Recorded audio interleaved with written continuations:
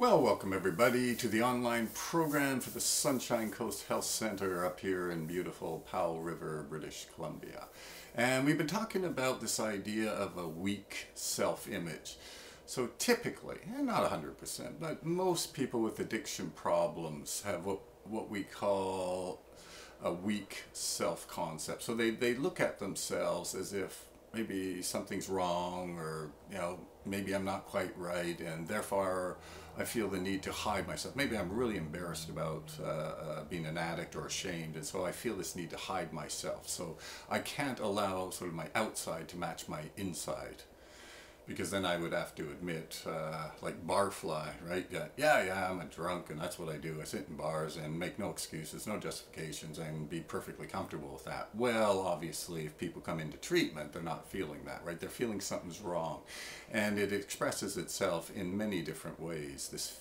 This feeling of, I can't allow people to really know what's going on inside of me, and I can't really act in that way. I can't be myself, and I'm uncomfortable in my skin. So we've talked about things like manipulation or being a puppet, and one of the other really sad things that this gets expressed as almost a belief that people have that they're a victim of life. Because you got to think about this, right? If you have a weak self-concept, a weak image of who you are, or one that doesn't match reality, you might start thinking that, well, I better listen to all these people, but holy mackerel, because I don't really have myself, and they're doing these nasty things to me, and I'm suffering, and so they must be the cause of my suffering, right? I mean, I think I turned into an addict because of my lousy upbringing, right? So now I blame my parents or whoever raised me. Or I might think I'm an addict because, oh, it was my brother, right? He turned me on to crack cocaine, so he's the reason. Geez, and if he had never done that, and I'd be fine, right? And if you take this victim stance long enough and you practice it, you might actually even convince yourself that you're actually a victim of life.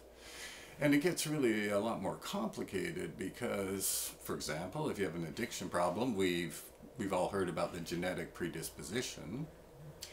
That maybe some people start thinking, oh, geez, I'm a victim of my genetics. This is the reason I'm an addict. Or, geez, I had a really rough spell, and, I grew up with the wrong crowd, and that's the reason I'm an addict, right? And so everything, the responsibility for the addiction doesn't lie within the person, it lies outside the person, and then something to blame. The danger of blaming, of course, is if you blame something for your problem, there's no real reason for you to change. Everybody else has to change. Right? Because you're perfectly fine if this thing just didn't happen to you, or this person didn't do that to you, then you'd be fine. So, but this idea of victimization is really quite terrible, because obviously if you're a victim, you are not the author of your life, right? You're feeling like the whole weight of the world is pressing down on you, and you can't do anything, and you're helpless, and et cetera, right? So that's a third common way that a weak self-image expresses itself, in this idea of being a victim of life. And next time we'll talk about the solution to all of this.